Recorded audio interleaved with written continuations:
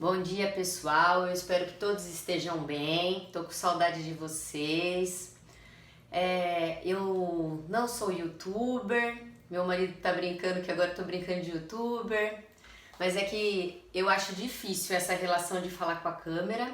Então, se acontecer algum erro aí, se eu não conseguir, se eu escorregar, vocês me ajudam, tá bom? Vocês ficam torcendo aí por mim. E outra coisa, eu estou enviando esse material, mas eu vou estar no Hangout. Como eu não sou tão tecnológica como vocês, que mexem tudo e aprendem tudo rápido, como eu fiquei com medo de não conseguir entrar ao vivo com vocês no Hangout, eu preferi gravar a aula e que vocês podem ter essa aula depois, tá? Eu já até enviei e vai estar no conteúdo de vocês aí do plural, tá bom? Então vamos começar. Hoje, o tema da nossa aula é comportamentos competitivos e cooperativos nas práticas corporais. Mas na aula de hoje eu não vou tratar dos comportamentos cooperativos, eu vou tratar apenas dos comportamentos competitivos. A gente vai começar por eles, tá? Então, a gente percebe que a competição e a cooperação, as duas, elas sempre estão em muitos processos sociais. Elas estão não só nos jogos e nos esportes, mas a gente vê competição e cooperação o tempo inteiro na nossa vida. A gente compete muito, mas ao mesmo tempo também a gente tem muitas reações cooperativas. A gente está numa reação cooperativa, né, mundial, tentando ficar em casa, mas a gente vai, na realidade, dar mais ênfase hoje para a competição. Então, esses comportamentos competitivos e cooperativos, eles não representam, eles não substituem e nem definem o nosso ser. A gente faz parte deles, mas a gente pode moldar o que a gente quer.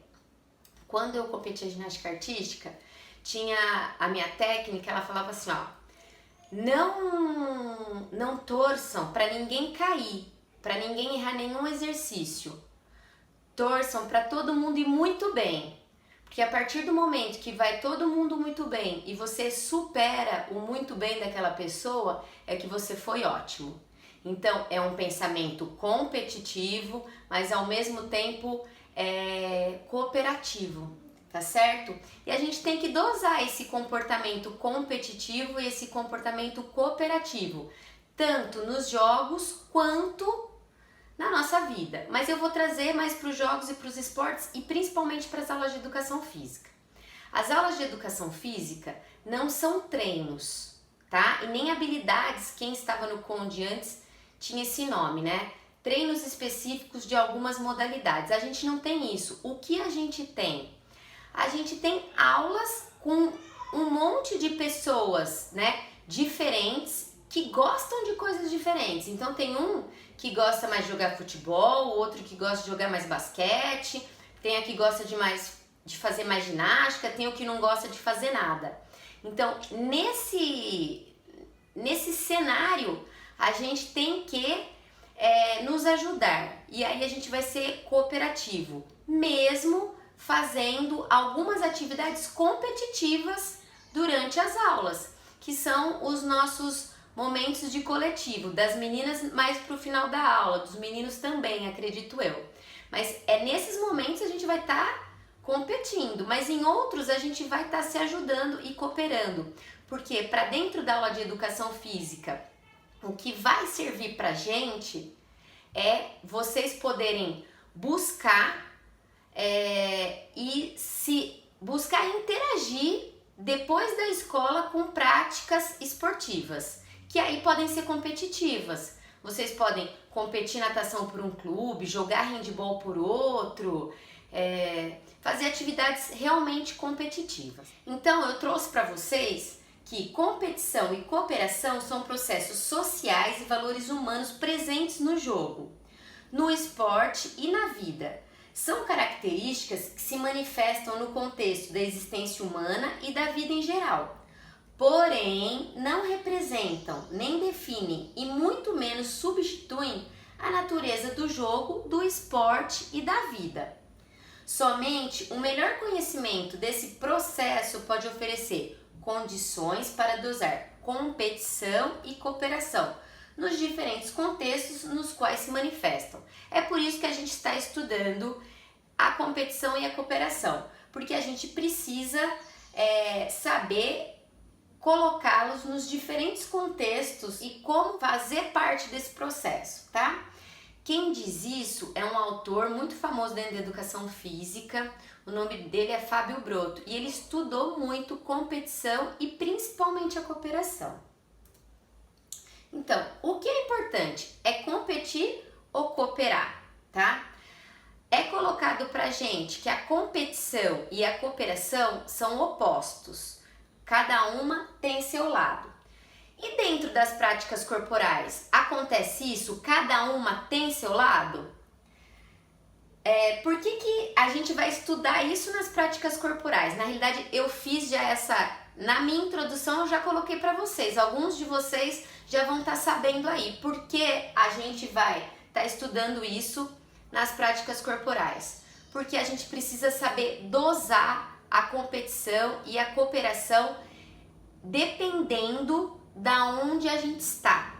Se eu jogo vou dar um exemplo, pelo Juventus, tá? Eu faço ginástica rítmica no Juventus e vai ter um campeonato brasileiro. Eu estou competindo com outras atletas. Então tem atleta de São Bernardo, tem atleta do Espéria, tem atleta de vários outros clubes. Eu estarei competindo.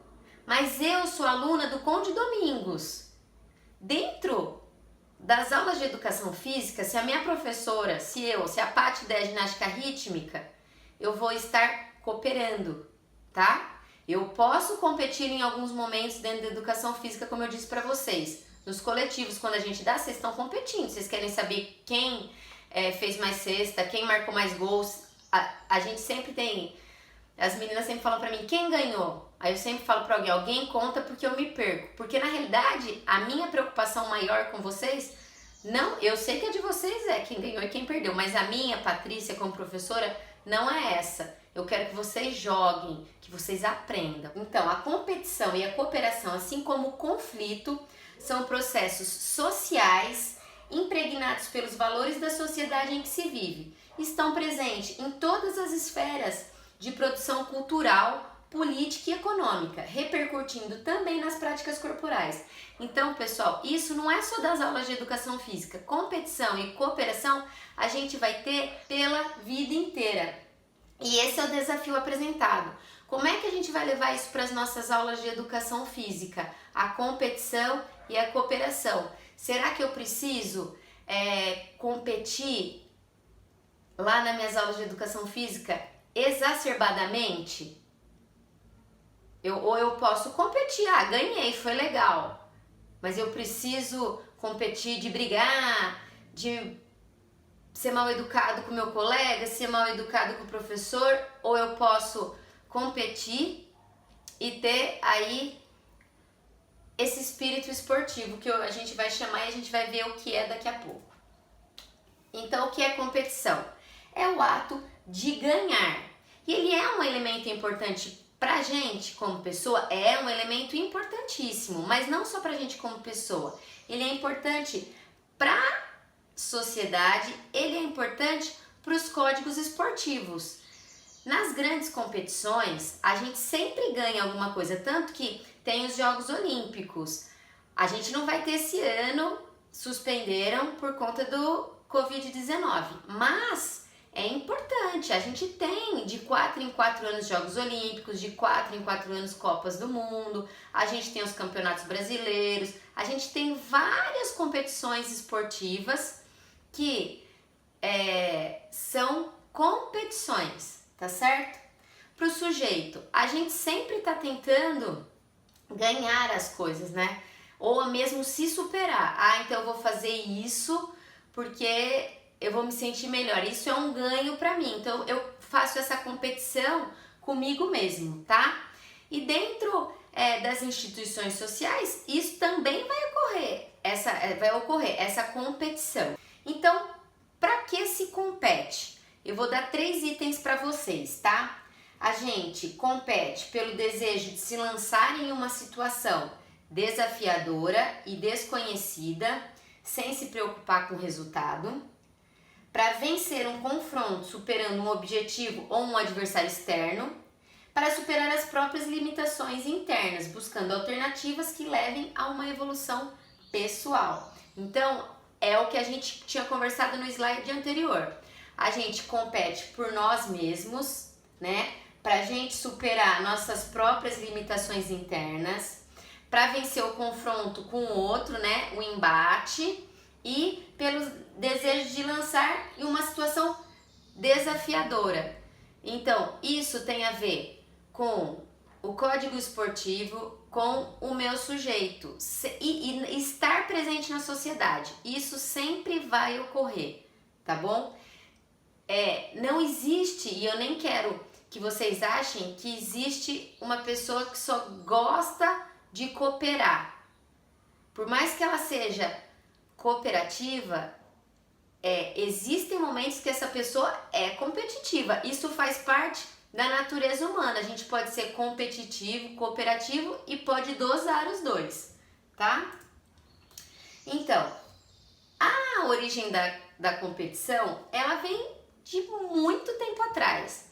Desde quando, nos primórdios, os homens, eles travavam guerras para dividir territórios. Então, aquilo ali já fazia parte de guerras, né? Então, já era uma competição para ver quem ia ficar com o maior território, a maior quantidade de terra. Ataque de tribos é outra coisa que já vinha acontecendo e eram combates, porque à medida que a tribo vem me atacar e eu vou me defender, eu tô competindo para ver quem vai ser o melhor, para ver quem vai vencer, né? E as guerras e combates que a gente já vê aí há muito tempo, as grandes guerras, são competições acerbadas. Todas essas que eu falei são políticas, são sociais, e isso remete muitas vezes para o código esportivo, para a competição do esporte. Por quê? Se vocês prestarem atenção, muitos esportes são realizados como se fossem guerras. Não precisa ser nem esporte. Vamos começar por um jogo que a gente gosta, queimada. Quando eu era pequena, é que São Paulo trata como queimada. Quando eu era pequena, lá em Ribeirão, e a gente ia brincar, a gente não falava que ia brincar de queimada, a gente falava que ia brincar de guerra. Porque não deixa de ser. São 2 campos e eu tenho que vencer o outro queimando a outra pessoa, como se eu estivesse jogando bomba lá. Então, no subconsciente, é uma guerra e a gente quer ganhar. Os jogos que tem quadra, metade da quadra é de um time, a outra metade é da outra. E aí eu ataco, tanto que a gente fala no basquete, no handball, eu tô no ataque. Porque eu quero marcar meu ponto. Quando você ataca, você está ganhando. E aí eu volto para a defesa. A gente sempre fala essas coisas dentro da educação física, né? Então, isso tudo vem, esse tipo de competição já vem desse aspecto social aí que a gente tem, e aí acabou entrando pro esporte. Então, vários esportes que a gente tem é de ataque e defesa, inconscientemente por conta dessas competições sociais, tá bom? Então, uma origem da competição, ela é dos primórdios da humanidade. A segunda, eu vou chamar que é biológico. Eles falam que é do princípio darwiniana, que na realidade sobrevivem os melhores, né? Os mais aptos. Então eu vou eu vou sobreviver porque eu fiz o meu melhor, né? Porque eu consegui superar os meus pares, né? Então eu ganhei. E a terceira é cultural. A terceira é cultural e vem da gente, porque a gente gosta de ganhar prêmios.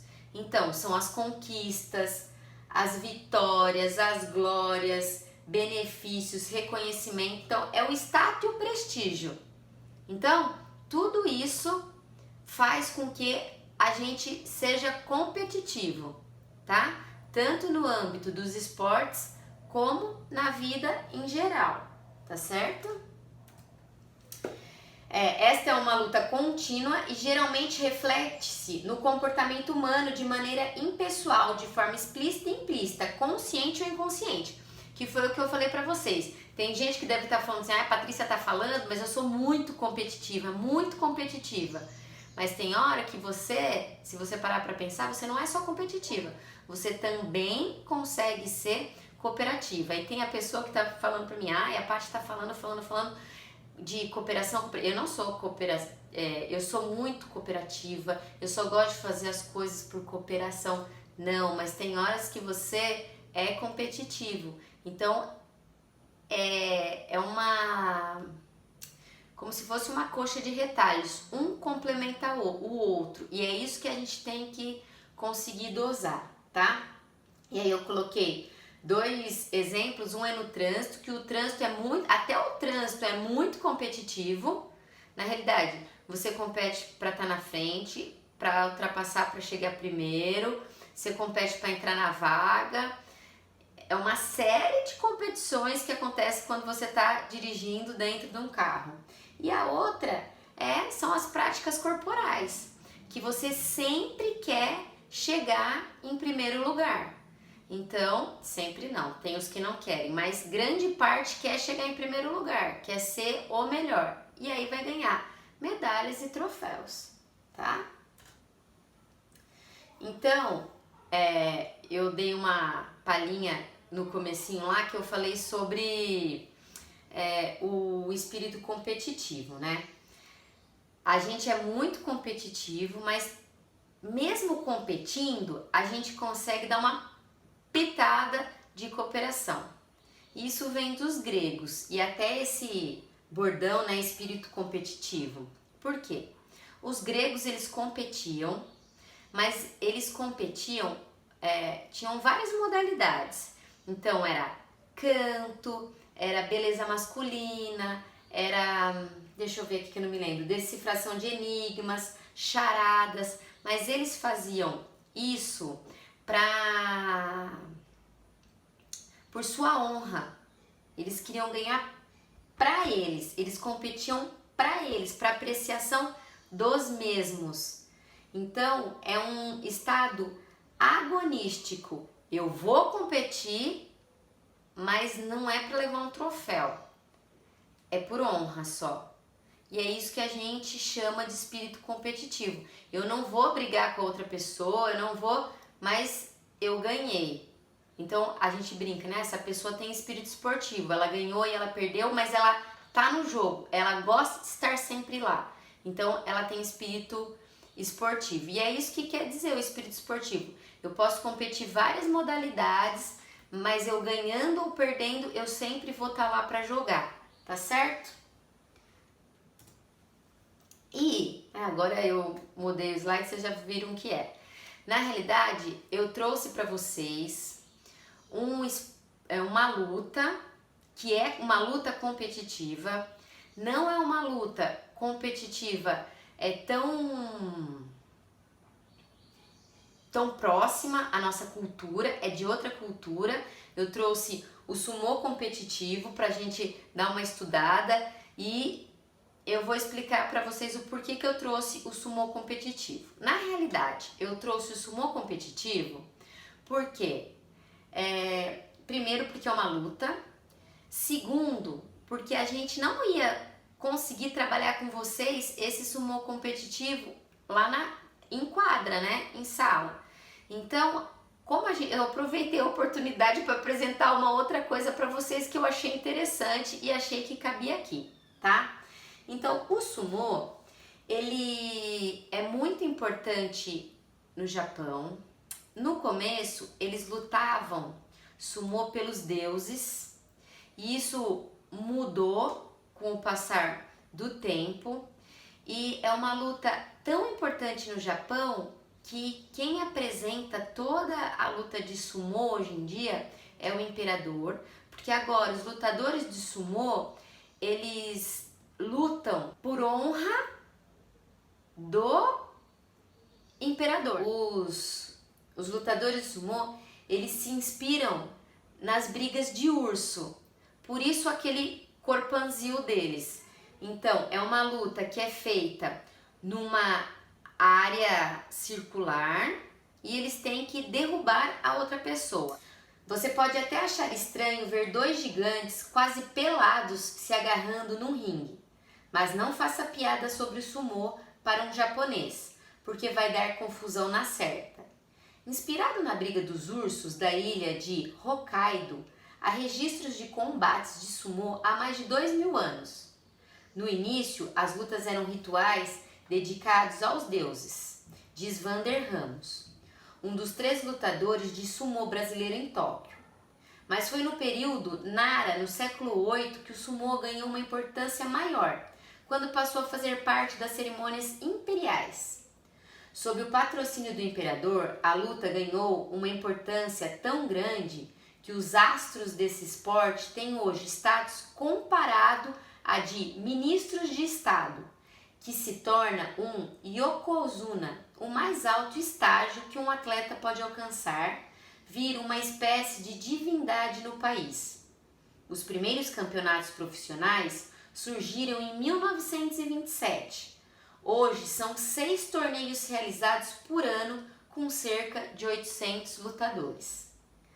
Nas principais disputas que acontecem em Tóquio, os troféus são entregues pelo primeiro-ministro japonês, em ocasiões muito especiais pelo próprio imperador. Quem vê a aparência rechonchuda dos lutadores não imagina a dura rotina de treinos que eles enfrentam. Até 6 horas da manhã, às 6 horas da manhã, eles vão para a arena do Rio, onde começam a se aquecer para os treinos pesados, que inclui abdominais, flexões de braço e uma série extenuante de outros exercícios e lutas. Depois de 4 horas de treino, eles param para o almoço, cujo prato principal é o shankonabe, um ensopado de legumes, verduras, carnes com osso e macarrão, a combinação perfeita para repor as energias e voltar à luta. E eu aprendi uma vez que eles ficam muito obesos porque eles acordam, treinam, comem, seguindo aí o que a gente leu, e depois eles dormem. Então, eles acumulam, eles só fazem uma refeição no dia, eles acumulam caloria, porque o corpo começa a achar que vai faltar comida. E aí eles treinam pesado, então o corpo fica pedindo, e aí eles engordam por conta disso. Então tem algumas tradições aí no sumô. Uma delas é o penteado, né? Pessoas que gostam muito de sumô vão reconhecer se a pessoa luta sumô pelo cabelo, tá? Os lutadores rikishi disputam os campeonatos por divisão, como no futebol. A partir da 2ª divisão, o rikishi entram para a elite e tornam-se sekitori, adotando um penteado característico, chamado de oisho. Então esse cabelinho aí, ele é o oisho, e ele só pode ser feito quando você passa de categoria. E eles também têm uma vestimenta engraçada, que a gente podia chamar de cuecão, né? Aquelas faixas que eles usam, né? Então, o vestuário são 2 coisas do vestuário. Tem aquela sunguinha e tem uma capa que eles põem por cima, tá? Então, além da roupa da luta, que é a sunguinha, há um manto de gala. Na elite, as roupas de luta são de seda e podem ser coloridas, e na abertura de competições, os lutadores vestem trajes especiais sobre o cuecão. Ele leva cores e desenhos que representam a origem, a personalidade ou o patrocinador, porque tudo gera dinheiro, né? Na foto ao lado, o brasileiro Fernando Kuroda. Então, quando eles vão pro ringue, eles têm toda uma cerimônia, tá? Eles vão se cumprimentar, eles lançam um punhado de sal no solo para purificar aquele solo que eles vão lutar, é uma forma de respeito, tá? Eles ficam frente a frente e fazem movimentos com os braços, aí eles vão eu vou falar para as laterais, tá? Jogam mais sal e fazem novamente os cumprimentos do braço aí e assumem a posição de luta. Depois eles fazem o shikiri e jogam mais sal 2 vezes e por fim vão lutar. Então eles fazem todo um ritual com sal aí para depois ir lutar, tá bom? Então, o solo sagrado é o ringue, que para eles é chamado de do-ryu, tá? É feito com terra batida e coberto com uma camada de areia para delimitar a área circular onde rola o combate. São usados 20 tubos feitos com feixes de palha de arroz. Os lutadores sempre entram pelo lado leste ou oeste e o juiz sempre entra pelo sul. Então tem toda essa tradição de quem entra por um lado, quem entra pelo outro, tem o manto antes, né, para os patrocinadores, aí tira o manto, aí joga o sal e volta pro ringue, joga o sal, faz a posição de novo. Então é toda uma tradição, mas é um esporte competitivo. E aí eu coloquei os nomes de alguns golpes, né, que são os mais usados aí. E o objetivo maior do sumô é colocar o adversário no solo do círculo, que é o ringue lá, o solo sagrado deles, tá? Então, Hatakikomi é um golpe que é sair do caminho para deixar o oponente desabar no chão. Tsuridashi é carregar o adversário pelo cuecão até tirá-lo do círculo. O Atenage é jogar o componente por cima do ombro, como no judô. Então, esses são os golpes mais utilizados dentro desse esporte competitivo que é o sumô.